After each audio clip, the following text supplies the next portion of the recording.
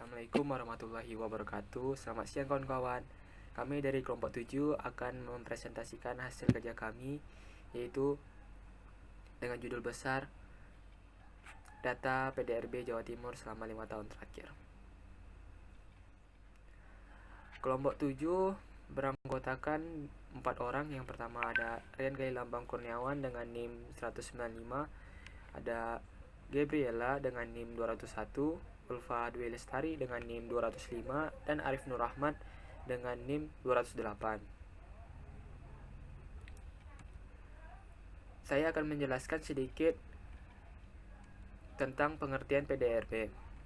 PDRB merupakan jumlah nilai barang-barang dan jasa yang dihasilkan dari seluruh sektor perekonomian di daerah tersebut.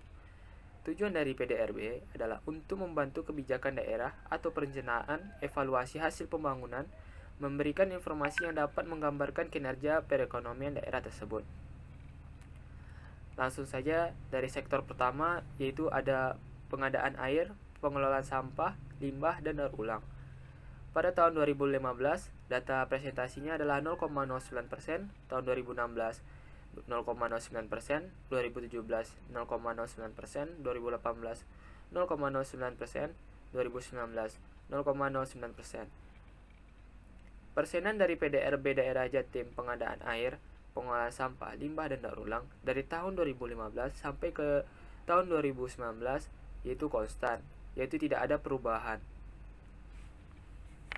Industri pengolahan. Industri pengolahan meliputi kegiatan ekonomi di bidang perubahan secara kimia atau fisik dari bahan, unsur, atau komponen menjadi produk baru. Bahan baku industri pengolahan berasal dari produk pertanian, kehutanan, perikanan, dan pertambangan. Unit industri pengolahan digambarkan sebagai pabrik, mesin, atau peralatan yang khusus digerakkan dengan mesin atau tangan. Termasuk kegiatan industri pengolahan adalah perubahan bahan menjadi produk baru dengan menggunakan mesin, tangan, kegiatan maklon atau kegiatan penjualan produk, di mana produk tersebut dijual dan unit yang melakukan pengolahan bahan-bahan dari pihak lain atas dasar kontrak. Contoh dari industri pengolahan adalah 1. Industri makanan dan minuman. Industri makanan yaitu pengolahan produk, pertanian, perkebunan, dan perikanan yang menjadikan suatu bahan untuk makanan. Kemudian industri minuman, yaitu pembuatan minuman air mineral, bir, minuman tidak beralkohol, dan minuman beralkohol. Kedua, industri tekstil.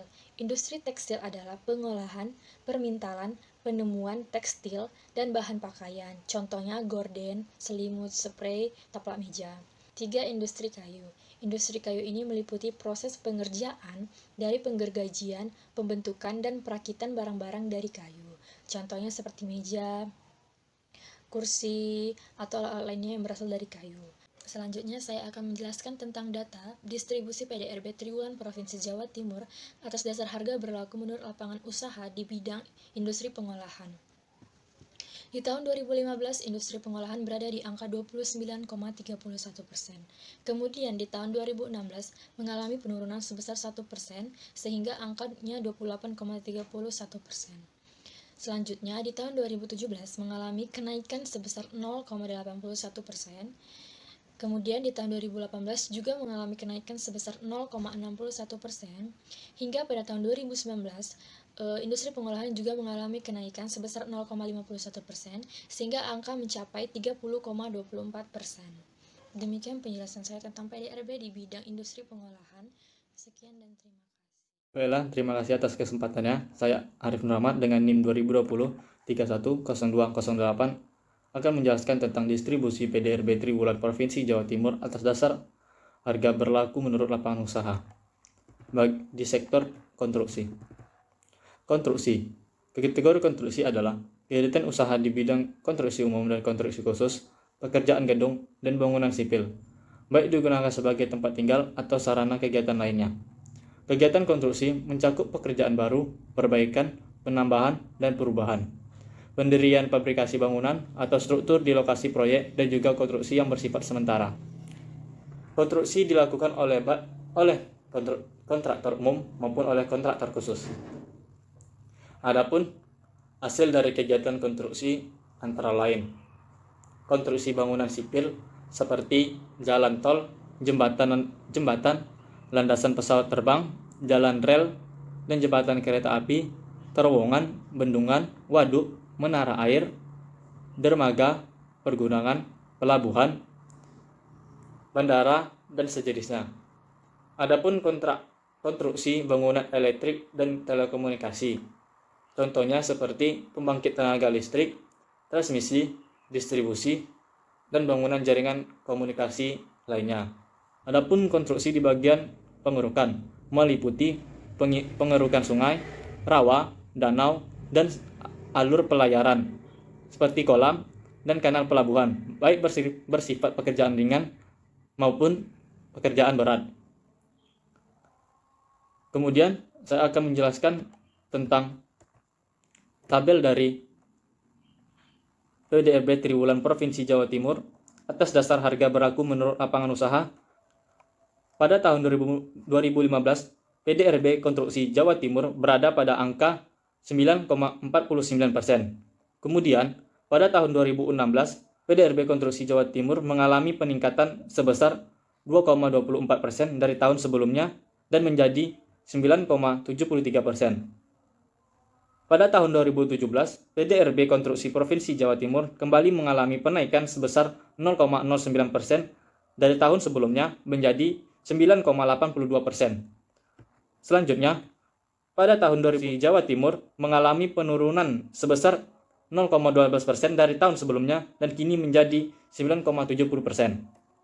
Dan yang terakhir, pada tahun 2019, PDRB Konstruksi Jawa Timur mengalami penurunan kembali sebesar 0,34% dari tahun sebelumnya dan kini mengalami penurunan sebesar 9,36%. Itulah yang dapat saya sampaikan mengenai PDRB Konstruksi Provinsi Jawa Timur. Terima kasih. Yang keempat, ada informasi dan komunikasi. Pada tahun 2015, informasi dan komunikasi memiliki persenan sebesar 4,56%. Pada tahun 2016, informasi dan komunikasi mengalami kenaikan sebesar 0,03% dari tahun sebelumnya, sehingga menjadi 4,59%. Pada tahun 2017, informasi dan komunikasi kembali mengalami kenaikan sebesar 0,03% dari tahun sebelumnya, sehingga menjadi 4,62%. Pada tahun 2018, informasi dan komunikasi mengalami penurunan sebesar 0,09% dari tahun sebelumnya, sehingga menjadi 4,53%.